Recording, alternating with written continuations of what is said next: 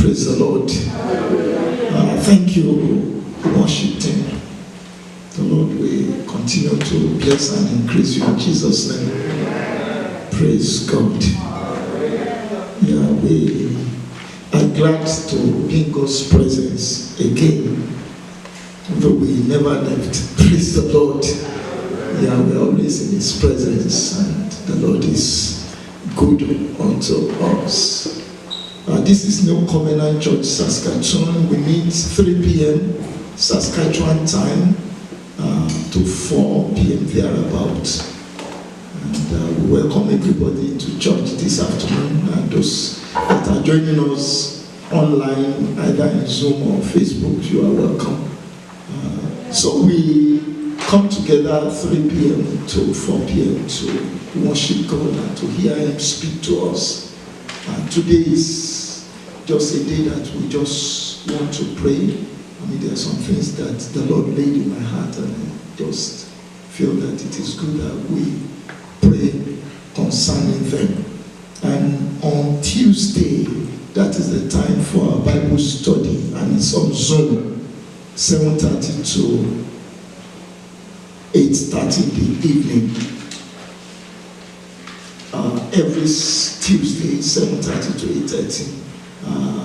Those of us that are on Zoom, is the same link, and you can see me after the service if you are here, so that we can send the link to you. And the Bible study is essential. It's not optional. It is essential, because if you don't know, you don't know.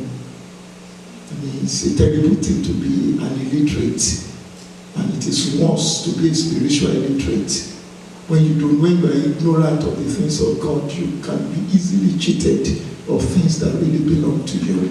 So, 7:30 to 8:30 in the evening is a time to look at the scripture together, and we make it as much as possible to be interactive, so that we can talk one to another. What we say is that we learn together and we grow together to the Word of God.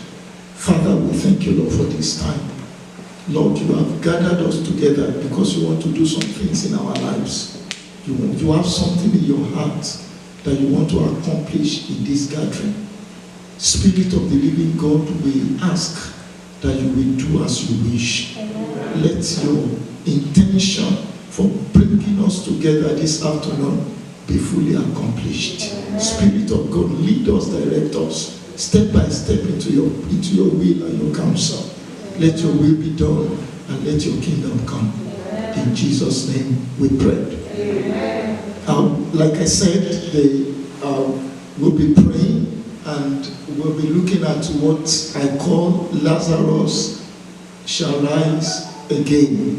I mean, it's from the book of John, chapter 11, from verse 17 to 26. It should be there on the screen. I will read from here. John Gospel, chapter 11, from verse 17 to 26. On his arrival, Jesus found that Jesus had already been in the tomb for 4 days.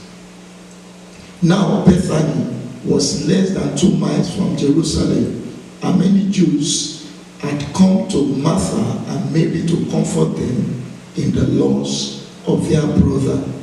When Martha heard that Jesus was coming, she went out to meet him, but Mary stayed at home. Lord, Martha said to Jesus, if you had been here, my brother would not have died.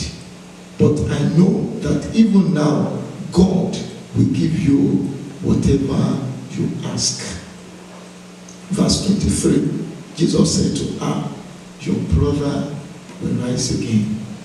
Martha answered, I know he will rise again in the resurrection at the last day. Jesus said to her, I am the resurrection and the life. The one who believes in me will live even though they die. And whoever lives by believing in me will never die. Do you believe this? Maybe that's the question the Lord is asking us. Do you believe this? As a form of introduction, this is what came to my mind, that we're in a world that is broken because of sin, and because of that stuff happen. I mean, things happen in this world, whether you are righteous or you are not righteous, whether you go to church or you don't go to church, things happen. In this place, a man called Lazarus was sick, and the Bible defined him as a friend of Jesus. Even a friend of Jesus got sick, and he was sick to the extent that he died. And that is the definition of this fallen world that we are in. And as I was thinking about this, what came to my mind is that we must make it to heaven, because this world is, the best of this world is not worth it. With all our getting, no matter your aspiration, make sure you get to heaven, because this world is broken. Stuff happen, things happen. I mean, 3 years ago, we didn't know that there would be something like COVID. They call it COVID-19. And now we're in November 2020, and it's still there. And that is this world. That is this world. There's a place called heaven, where every tears will be wiped away, where there will no more be sorrow. And it will be a disaster if somebody will live in this world and will not make it to that place.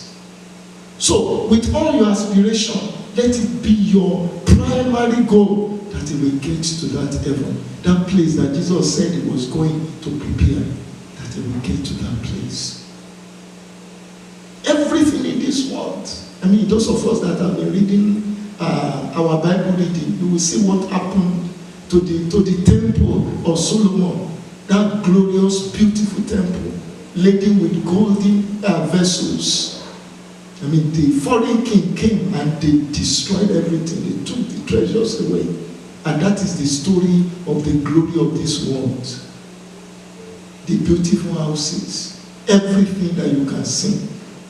A time will come that there will be no more. The Bible says that everything will be consumed with fire. So that is a kind of introduction I want to present to us, that in this world that we are in, things happen, and that is the reason why we must make it to heaven. Even Christians cry, praise God. Believers cry, righteous people cry, holy people cry. Even Jesus wept. And that is the description of this world that we are in. So it will be a disaster if we will pass through this world and will not get to heaven, because heaven is our home. So that's just my short kind of introduction before I go into what we are looking at this afternoon. The first thing is this.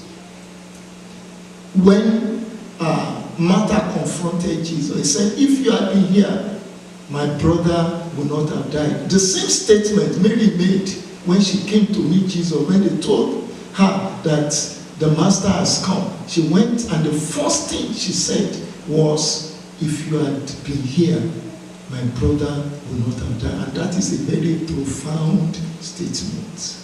And that is the truth. If Jesus had been there, no, Lazarus would not have died. And as I was thinking about that statement, a lot of things happen in our lives because Jesus is absent. If Jesus is in the boat, that boat will not sink. That is why, on a consistent basis, we need to maintain a kind of an atmosphere that Jesus is always around us. A lifestyle of worship, a lifestyle of holiness, a lifestyle of righteousness. It is risky to live without him. Martha said, if you had been here, my brother would not have died. And it is a statement of fact.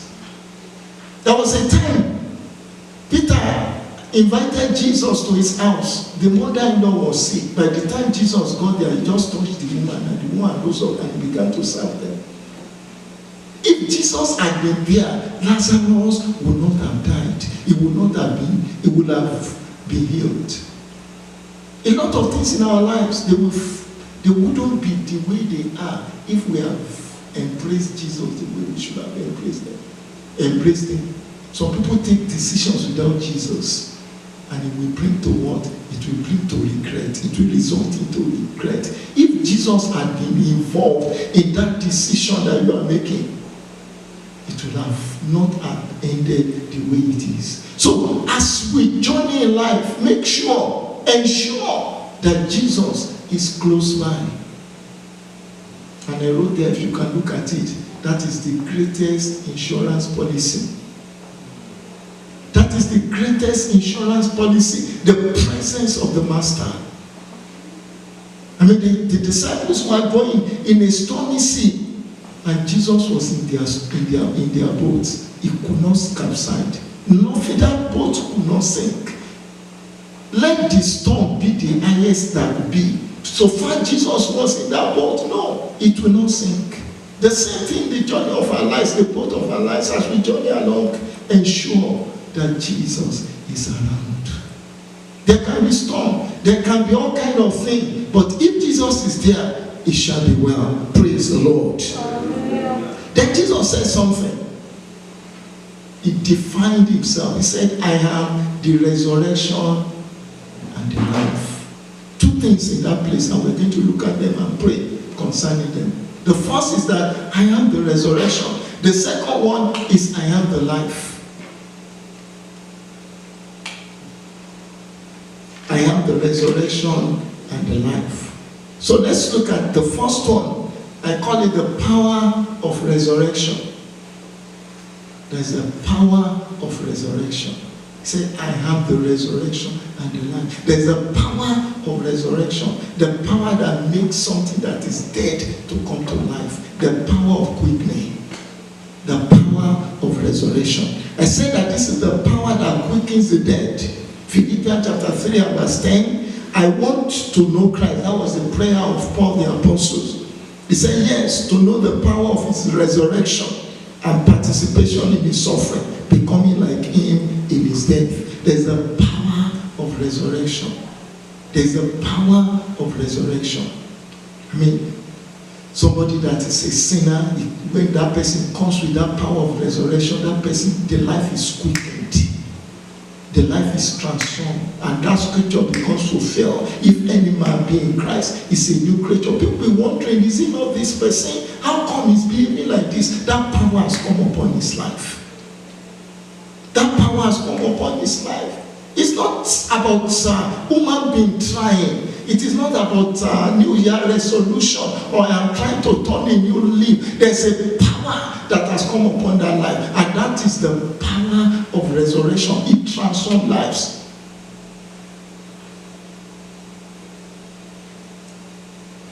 And any area of our lives, when that power collides with it, it brings life into a dead situation.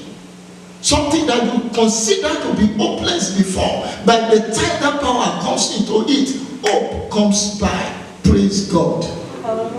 Philippians chapter 2 verse 1, he said, he said, and you as a quickened, that means bring to life who are dead in trespasses and sin. I will just mention some things as we go along, and we will pray, and we will do as the Lord will lead us. Jesus gives life that regenerates a person from being a sinner to become a saint. I talked about that one. The one who believes me, he will live even though they die. That was the statement Jesus made. That the person he will live. If you connect with this power of resurrection, whatever is dead becomes life. It doesn't have a choice. I don't know whether you understand what I'm saying. It's just like this place is dark, and you go to the switch and you put on the light. Everywhere becomes lightened, and there's that power of light. This power of resurrection, it brings life out of a dead situation, out of a dead case. When people say it is hopeless, when that power comes, things change. Story change. Then this power of resurrection works in all areas of our lives. Dead cells and organs are given life. I mean, there was a time, I can't remember, when I was talking about the worst that can happen is death. I mean, there's no sickness that is worse than death. I don't know whether you've thought about that one. There's no sickness that is worse than death.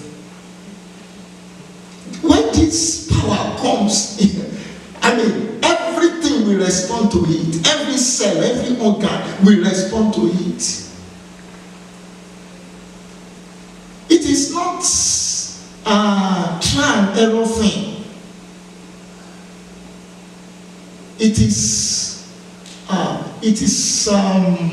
is authority. Like God said, let there be light. There was no struggle. I don't want to come. There is no struggle. Immediately he said, let there be light. There was light. The same way, when this power collides with anything that is dead, life comes into it. Life comes into it. And one thing I want us to know as we go along is the link is faith. What did I say? The link is faith. We must know that this power exists. And this power can change my life. This power can bring something to pass that ordinarily it is impossible.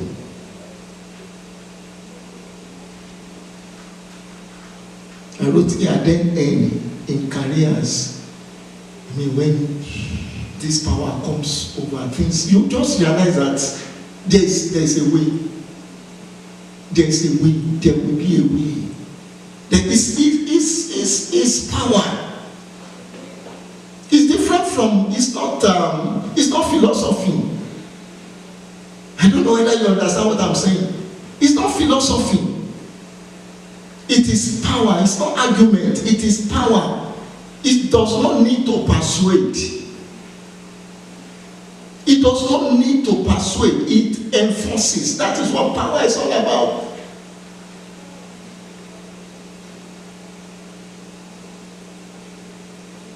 Maybe it looks as if I've gotten to a dead end. When that power comes into contact, into operation in your life, it makes a way where there is no way.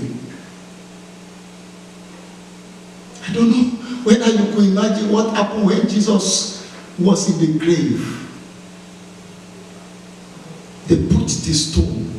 They stationed soldiers on all with the intention that it will not rise. But when that power came, the stone rolled away. The soldiers paralyzed. When that power gets into your life, nothing can stop you. They intentionally put. I mean, you can remember when those women were going to the grave on the Sunday morning, there was that contemplation in their heart that who will roll away the stone. But before they got there, the stone had been rolled away by the power of resurrection. The soldiers that were stationed to ensure that he could not rise, they were paralyzed. They were like dead men. There is that power when it comes into operation in our lives. Things will begin begin to fall into place. You'll be wondering what is happening. It is power. It is not logic. It is not philosophy. It is not argument. It is not persuasion. There's difference between persuasion and power. Power enforces. It ensures that it is done.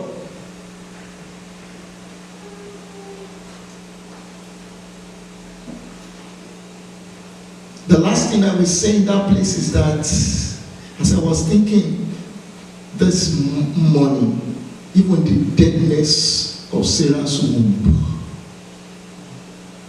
the Bible says that Abraham did not consider the deadness of his body, not the deadness of Sarah's womb. As I was thinking about it, the womb of Sarah was his power to multiply, was his power to produce. And when the power of faith comes into contact with the deadness of the womb of Sarah, the person that they considered barren became a mother of children. I don't know the area of barrenness in your life. I don't know the area of barrenness that you say, it's like I am like a dead tree. Things are not the way they should be. There's that power that comes upon people. It breaks the power of barrenness. Even the deadness of Sarah's womb responds to that power. It can be in our spiritual life. Maybe you just realize that you are just dry. You are just struggling to go to church. You are just struggling with activities. You are just struggling to do one thing or the other. When that power comes upon your life is transformed. You begin to get into the realm of fruitfulness, the realm of abundant fruitfulness. People, even Sarah laughed when the angel said she was going to give birth to a child. It was like a joke, but God does not joke. When the power of God comes upon a life, things change, circumstances change, they respond to the word of God. Then the second one is the power of indestructible life. Jesus said, I'm the resurrection and the life. The power of resurrection brings something that is dead to life. Then there's another power that ensures that it continues. It sustains you in the path of progress. It sustains you in your shining. It sustains you in your glory. You are indestructible. You are unstoppable. I mean, you are just going in the power of God. No Red Sea can stop you. No wall of Jericho can stop you. You are being enabled by the power of God. And that is the force behind the church. I don't know whether you've thought about it before. That is the force behind the church. I'm not talking about New Covenant Church. I'm talking about church. When Jesus said, I will build my church and the gates of hell will not prevail against it. That's the power behind the church. Just ordinary people, fishermen, unlearned men. The forces of state, the forces of the Roman Empire, they were against them. The Jewish religious leader, they were against them. They didn't have anything. But there was this power that was behind them. It is indestructible. You can't stop it. You can't stop the church. And when you are connected with this power, nobody can stop you. No force, no conspiracy, no gang up can stop the power of God in your life, the plan of God in your life, the purpose of God for your life. And when you have that understanding, you will be confident in your journey of life. So I was thinking, I thought about when Abraham, he told Lot, make a choice. And Lot calculated and picked where you will consider to be fertile. But there was that understanding of the covenant in the heart of Abraham that head or tail I win. It stabilizes your life. A lot of people are stressed off. Our life is not in the hand of man. No man can pull you down if God is the one that is pulling you up. No conspiracy of head or heart can bring you down if it is God God that is the force behind your life. It is the power that cannot be destroyed. It is the power that cannot be stopped. I want you just to bring your life before God. I don't know that struggle that you are struggling with. Jesus said, I am the resurrection and the life. I am right there beside you.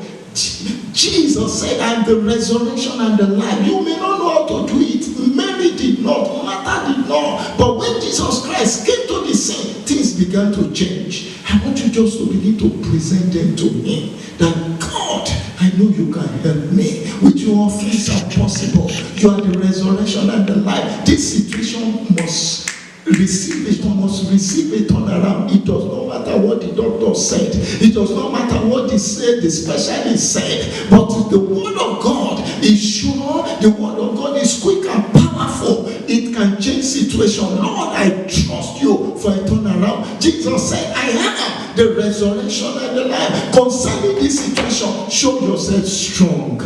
Concerning this situation, oh God, show yourself strong. I have no power in myself. I have no ability in myself. I have no connection. I cannot do it by myself. But my hope and my faith is in you, the Almighty God. I want you just to begin to present your case before Him. Begin to present it before Him. You may not know what to do. You may not know how to do it. You may not even know how it can be possible. Like Mary and Martha, they didn't know what to do. They thought the hope was lost. But when Jesus came, things changed. Now Jesus is here by your side and He wants to change situation.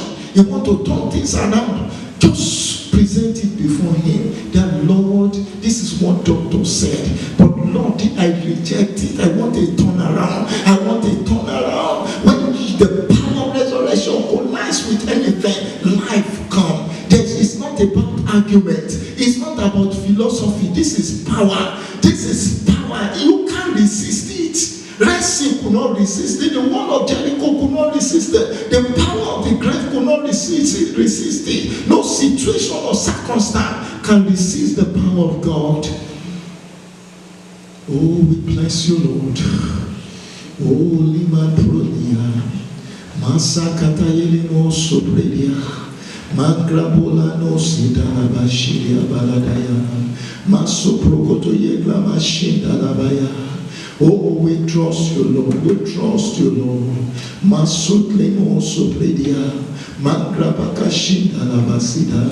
Masoprokoto Yegla Mashinda Labasida. Thank you, Lord. We give you praise. In Jesus' name we pray. Amen. Jesus went with these sisters to the grave of Lazarus and He said something. He said, remove the stone. That we must do. And that stone can be unbelief. That stone can be unforgiveness. Maybe there's somebody that has forgiven you, that has offended you, and you feel hurt, and there's that thing in your heart. Jesus is saying, remove this stone. It can be a sin that you have not repented of. This is the time to just settle. You want this thing to happen in your life. You want the power of God to be shown forth. He said to remove the stone. That person has offended you. It was very close, and you thought this is betrayal. Jesus said, remove the stone. Remove the stone. Forgive that person. Let it go. Let it go. Let it go. Let it go. Just begin to bless Him. Give Him praise. Exalt His name. Magnify His name. Give Him praise and glory. Hallelujah. We worship you, Lord. We worship you, Lord. We worship you, Lord. Thank you, Jesus. I want us to rise up on our feet. We're going to sing this song. And I believe that as we sing the song, the Lord will go into operation in our lives. Maybe Sister Adiola, maybe you can help me. We give you glory, Lord, as we honor you. We give you glory, Lord, as we honor you. Just rest in God and let's see Him do it. Let's see Him do it. Let's see Him do it.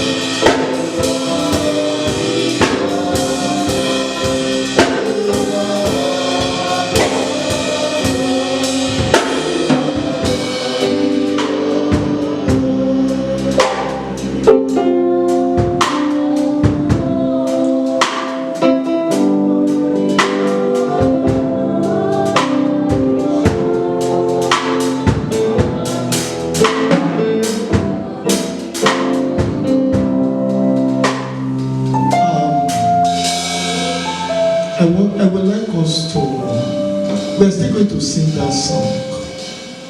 I believe the Lord wants to take us to a kind of an operation theater. He wants to do some great things in our lives. Struggles of years to come to an end. Stories to change. People came to mourn with Mary and Martha. By the time these people were leaving, they were celebrating with them because Jesus turned things around. Because Jesus turned things around. I want you to see that thing being transformed. He said, I am the resurrection and the life. And anyone that believes in me, even if he dies, he will live. No matter what the situation may be, when it collides with the power of God, it will give way. It will give way. It will give way. It will give way. It will give way. It will give way. It will give way. No matter been spoken. The man had been confirmed dead, and the testimony was that he would be smelling. But when Jesus Christ came, the story changed. This same Jesus is right there beside you. He said, I am the resurrection and the life. I am the resurrection and the life. It may seem hopeless. I'm not saying you know what to do. I'm not saying you know how to do it. You cannot even contemplate a way out. But there's somebody besides you who knows the way. There's somebody besides you who can bring out something new out of a very hopeless situation. He said, He is the resurrection and the life. We give you glory, Lord. As we honor you, we give you all the glory.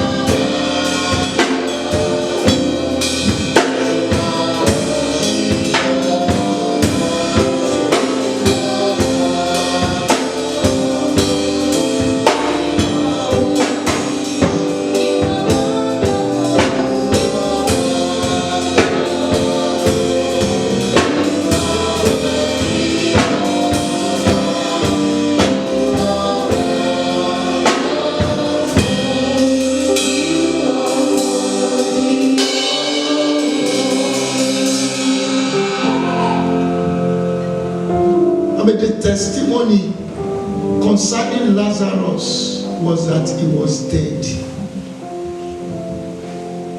I don't know what has been written about you or concerning you.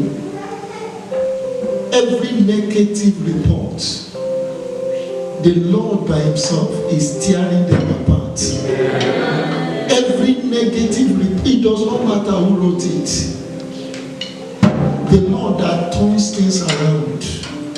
The Lord that turns things around. Every negative report, even the one that you don't know is existing, even the one that you don't know is existing, that is contrary to your welfare, that is contrary to your peace, the Lord by himself is tearing them in pieces. Is tearing them in pieces. We give you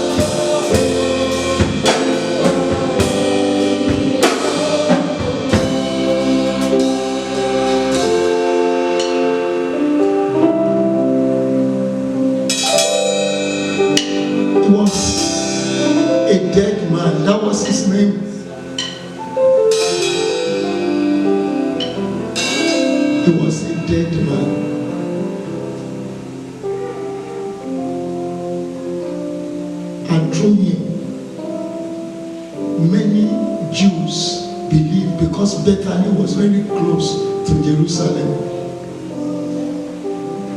By the thing that the Lord will do in your life, many people will trust in the Lord. that if God could do this, it was not an ordinary thing. If it was not just that he was sick and he recovered, he was dead and he was dead for 4 days.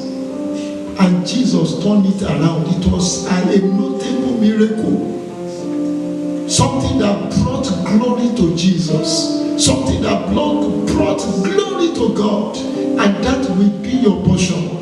The thing that the Lord will do will bring glory to God. It will bring glory to God. People will learn to trust God because of your life.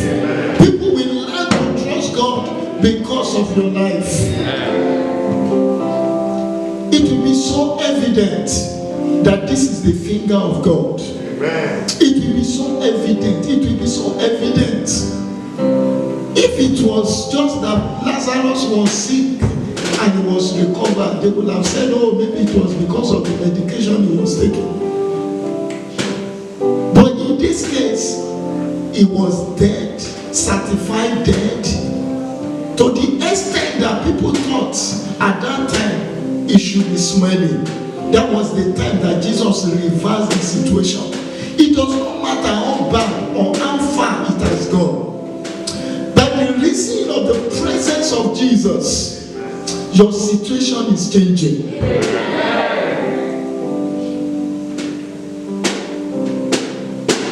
He said, come up hither. He said, come up hither. The power of lifting. Come up hither. By the power that is indestructible, that you cannot stop, that you cannot conquer. Your lifting is unstoppable. Your promotion is sure. Your advancement is established.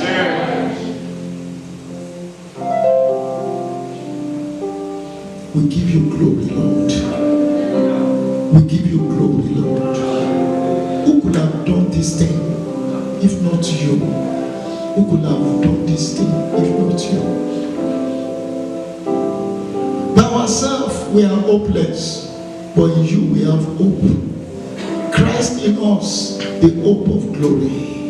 In you we have hope. Oh, I can imagine the situation in the life or in the house of Martha and Mary.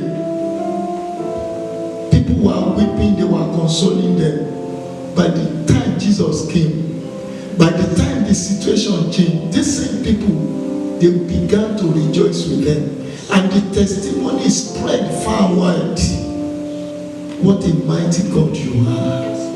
And this same Jesus is the same yesterday, today, and forever. Even in our day and in our time. Even in this moment, it is still the same Jesus. The resurrection and the life. We give you glory, Lord. We give you glory, Lord. We give you glory, Lord. We give you glory, Lord.